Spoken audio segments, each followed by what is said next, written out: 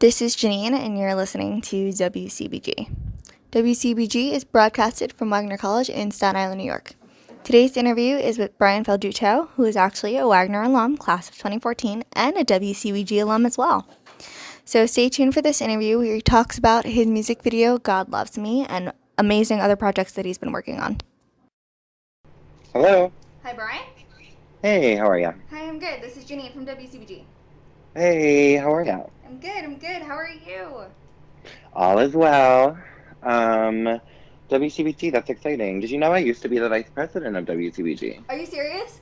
Yeah. Oh my god, that's exciting. I honestly don't Your know many of our alums. yeah, your guys' logo was designed by my friend. Oh my god, this is a very small world. Okay. Yeah. But very exciting. Thanks for having me. Thank you so much for talking with me. I really appreciate it. Super excited. For sure. Okay, can you tell me a little bit about you and a fun fact about yourself? A little about me and a fun fact. Well, I graduated from Wagner. 2014. And I live in New York City now. I'm an actor, a songwriter, a life coach. And a fun fact about me, is that I have never missed an episode of Survivor ever. I've been 40 seasons strong, which is both embarrassing and impressive in my opinion. I love it. Okay, so we have a question that was asked actually at freshman orientation that we love asking people because it helps to break the ice a bit. If you could be any utensil in the kitchen, what would you be and why? Maybe any utensil in the kitchen, what would I be and why? Yes. I feel like I would be a fork because it's the most useful. So, my first question for you is, I was super hyped to find out you graduated from Wagner. And it's great to talk to alum and learn more about them and their experiences here. So what was your favorite class that you took here? My favorite class that I took at Wagner, well, I was a theater performance major, so I feel like there was a whole mesh of just acting classes that I enjoyed and the different levels, and I think I particularly enjoyed musical theater performance. I remember having like a breakthrough in my work in that class. It was taught by Amy. I don't remember her last name at the time. It's okay. So I do have some questions that some of our freshman theater performance majors wanted me to ask you. Oh, so fun. So they want to know what your favorite role that you've ever done at Wagner was. My favorite role that I did at Wagner was, well, I was in the dance project all 4 years actually, and I grew a little bit of a love for it. I feel like people are always, the dance project is either hit or miss sometimes, but I always enjoyed doing it and challenging my dance skills, sometimes which are non-existent. So I was always kind of shocked that I was even in it in the first place, and then yeah, it was fun getting to do that. Amazing. Are you originally from New York? I'm from New Jersey. Okay, close. So what made you want to come to Wagner? I it had nothing to do with the fact that School of Rock was there, contrary to popular opinion. But no, I was just looking at colleges, and I remember I went on tour of it, and I really loved the campus. It's beautiful. And then I read a lot about their theater program and how like well known it was, and reputable it was. And so when I got in, it was kind of a shoo-in, just because it had the program I was looking for, and environmentally it just felt like I would fit in well. Amazing. I love that answer. The culture is still very similar. And I'm sure. It's amazing. Yeah, it's great. And it's really, it's small but liberal, which provides I feel like this really safe environment for exploring yourself and exploring other people and etc. 100% true. And I'm majoring in two very different things, and I had the opportunity to do that here, and I don't think I would have had other schools. So I was actually a double major too, arts admin and theater. Amazing. Which, from my understanding, has only ever been done once. I love it. I love how Wagner gives the flexibility to find what you're passionate about and kind of just go for it. Like, they're very open to, like, this is what you want to do in your future. Okay, we're here for you. That's always nice. And about the School of Rock comment, I actually get a lot of interviews from musicians because of that movie. Oh, so fun. Yeah, the movie inspired a lot of kids to pick up instruments, so that's good. Yes, it's ranged from, like, bad sons to, like, swimmers. And, like, it's crazy. I never realized the impact of the movie until now. Until I'm in this Same. role. Okay. So what music are you currently listening to? Well, my primary genre I subscribe to is country, but that's just me trying to put a label on things. I listen to a lot of different things. When the thing I put on in the background most often is jazz. I love some smooth jazz while I'm getting work done or doing chores or whatnot. But I would say most of like the songs I search on Spotify tend to be by country artists. For jazz music, do you prefer instrumental or with vocals? When I say jazz, I'm actually just kind of referring to oldies. I'm being a bad Gotcha. musician right now, but I'm referring to like Tony Bennett radio or like Frank Sinatra radio or that kind of stuff. I got you. But the first thing that popped into my head was like Miles Davis. Yeah, sure. Yeah, he's great too. Okay. So, what are your top 3 road trip songs? Oh my goodness. My top 3 road trip songs. Oh, that's so hard. I feel like there's got to be a Broadway song in there, so I'm gonna go with just because of my friends and the songs that we listen to when we drive. There's usually a Broadway song in there. I want to say "Without Love" from Hairspray. And then what else is a good? "Life Is a Highway" by Rascal Flatts, or the original if you want that. And what else? Road trip song. For some reason, I'm getting the desire to say "Starship" by Nicki Minaj, but that is random, and I'm not sure why I want to choose that. Me and my friends went on a road trip to Myrtle Beach once, and Starships was blasting with the windows down as we rolled in, so that's why I chose that. So, what do you do when you're not writing music? Or being a life coach? Or doing what you do? What do I do when I'm not writing music? The answer would be life coaching. And then what am I doing when I'm not life coaching? The answer would be just socializing, hanging out with friends. I'm an introvert, so I spend a lot of time just chilling. I like to exercise. I work out a lot. I'm into that. I like to go to the movies, watch TV. But yeah, I mean, I've kind of made it a point to have most of my time surround the things that I'm passionate about, which I feel fortunate that those things have become my career. So I do spend most of my time just coaching or writing or trying to get music out or performing music or rehearsing music, etc. I really appreciate that answer. I think it's something I haven't heard before. A lot of people forget to be like, yes, I'm super passionate about this and this is why I'm doing what I'm doing. And it's refreshing to hear that. Thank you. Thank you. So what is your writing process like? I don't think, I know some artists that do it the way I do it, but I feel I don't do good like just coming up with a song out of nowhere. I do well when I set time aside for myself to really like let my creative juices flow. For example, I'm currently scheduled to go to Nashville for 6 weeks at the end of February, and I plan on just writing for that whole 6 weeks. Besides doing my coaching from home, but outside of like, things that I need to do to survive, I will literally just be there letting the creative flow, and like I'll come back with like probably 10 to 20 songs written. I tend to just go through these like creative bursts and I get it all out of me, and then I come back to New York and I go back to like real life, and I get to the studio and I try and like make the song come to life that I came up with while I was writing. So I'm not one of those people who just like writes every night or every day. I usually set aside like some sort of experience for it.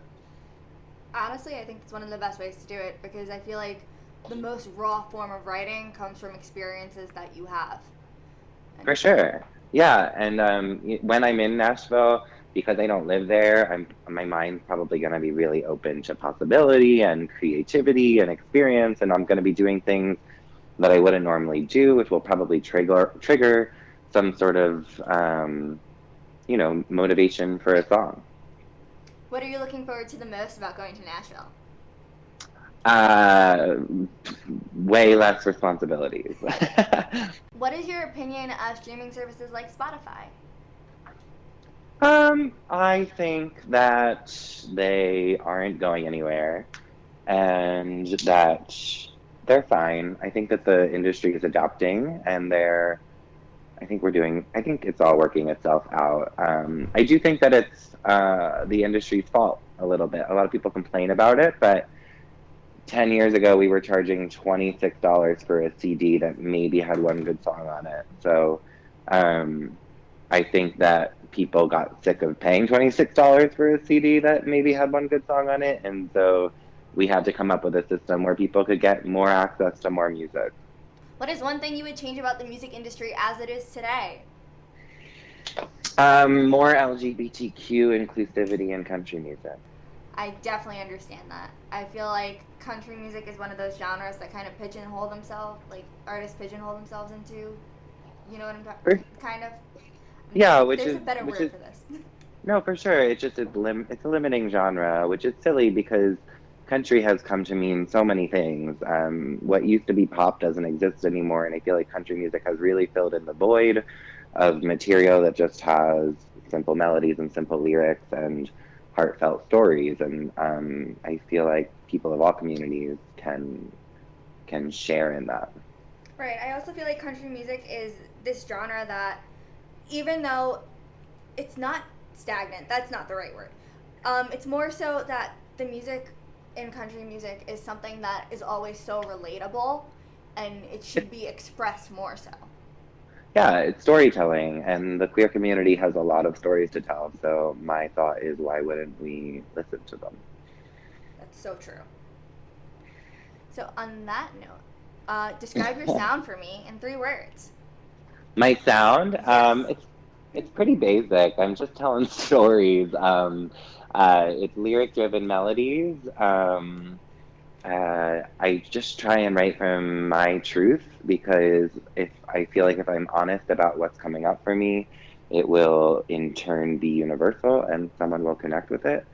Um, and I start with the lyric and then I just kind of let the lyric guide the vibe of the song, which is why when I label myself as country, it's a little bit false because sometimes the song will turn into a rocky song or a jazzy song or a poppy song. I really just kind of let the lyric bring up whatever I'm feeling, if that makes sense.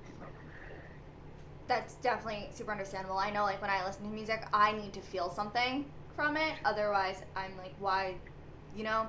I want to feel something from a song. And Right. how you spoke about how you use lyrics to basically tell this story and paint this wonderful picture, I think that's something that sometimes is lacking in the industry, and I would personally like to see more of. Yeah, I think especially nowadays, which is like the EDM, where people are just beat focused or rhythm focused or instrumental focused. So yeah, I that's why I love country music because it's one of the areas where you can still just find a story. So what is your favorite lyric that you've ever written? Okay, that's actually easy. My favorite lyric that I've ever written is, "You know the moon never actually changes. We just take what we can see and we call it phases." That's so good. We have a question that we've been asking everyone. It's, what is your opinion of releasing an artist's unreleased music after they've passed away? Should it be released or should it not? Oh, I've never ever thought about that. So I definitely don't have an answer prepared. Hmm.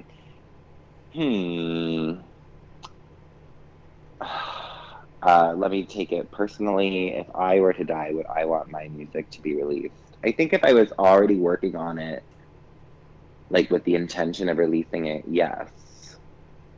I don't think I would want someone to like find my lyric book and create a song out of it, if that makes sense. So I think if it's already like in the works and I've given a direction to it, and you know what I mean. Then like yeah, because they're kind of carrying on what I was planning on doing. No, I definitely understand that. We actually asked this question because we want to start a conversation about a topic like this. The life coach in me is like, I mean, once you're dead, you know, which sounds grim, but like, you know, I don't know. People can do what they want, I suppose. There's not much you can control about it, so. That's true too. It's just so complicated because, like, whose intellectual property is it? And Right. what musicians inspire you to be a better musician? I think there are some people breaking boundaries in country music in the area that I said that I'm passionate about, which is more LGBTQ inclusion, and that includes Brandy Carlisle, Casey Musgraves, Lil Nas, I guess, uh, Ty Herndon, people who are breaking that barrier. I think so. Those people are inspiring me for sure. And that's also one of the reasons I wanted to reach out to you, because this is the decade of our generation kind of taking the world by storm and being the voice of the people and representing everyone in a way, and we would love to be that outlet. For sure. Small college, big voice. So true. What is your favorite state that you've ever been to? I'm going to toss it back to Jersey. It's my hometown. Do you mind if I ask where in Jersey you're from? I'm from Morris County, Pequannock specifically. And do you have any pre-show rituals or superstitions that you do before you perform? I tend to buy myself new shoes for most of my performances, which is a terrible habit more than a ritual. Um, and also just embarrassing. I tend to do some sort of full body workout or warm up to make sure that I feel warm and ready for it. And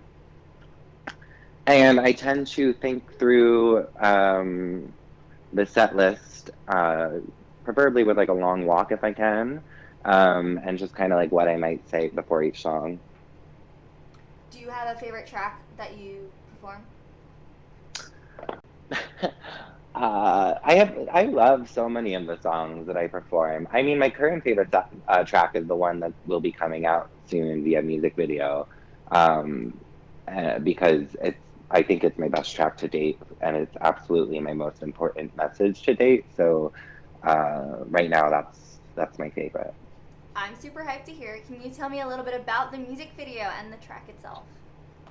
Yeah, so the music video is coming out. We've had a lot of great support for it, including GLAD and the Trevor Project, as well as some big names such as Richard Linklater and Scott Rudin and Lance Bass, and a lot of cool people are backing it, which is fun.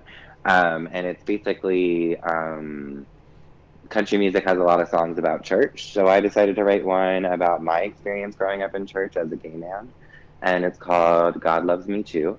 And it's just a message that I think a lot of queer youth need to hear, because religion remains one of the hardest topics for LGBTQ youth to navigate.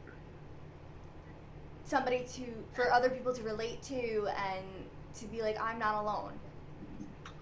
For sure, yeah. I think that, and the song isn't meant to change anyone's beliefs. It's just meant to let the people who want to be loved and accepted for who they are, that they are loved and accepted for who they are. Can you tell me a little bit about the concept of the video? Yeah, it's told short film style. We basically follow younger me through some trying times growing up in church, and then at the end he finds me and my band, and we have a positive message for him. Oh, I love it. I'm so excited to see it. Yeah, I'm very excited. We're just working on a premiere partner, and then it will be out. Oh, yay. Okay, and now my last question for you, because I don't want to keep you too long, is what are your plans for the new decade of 2020?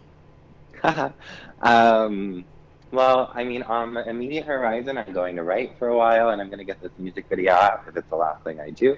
And Otherwise, the life coach in me wants to give the answer of I'm just following the next best thing, whatever I feel is the next best move. I obviously have some loose things I want to do. I want to release a series of cover videos. I want to release more music after God Loves Me Too. But it's all. I do have a couple of Pride appearances booked, so that's fun. And yeah. Well, I'm super hyped. I know the staff is super hyped. And we can't wait to see what you do in the decade of 2020. And I greatly appreciate you taking the time to talk to me. Of course, this was a great interview. Thank you so much. Thank you. And I hope you have a wonderful day. Yeah, you too. Enjoy your evening. Bye. Bye. Again, that was Brian Falduto. If you really enjoyed today's interview, make sure to check out his music and stay tuned for what's to come in the year of 2020.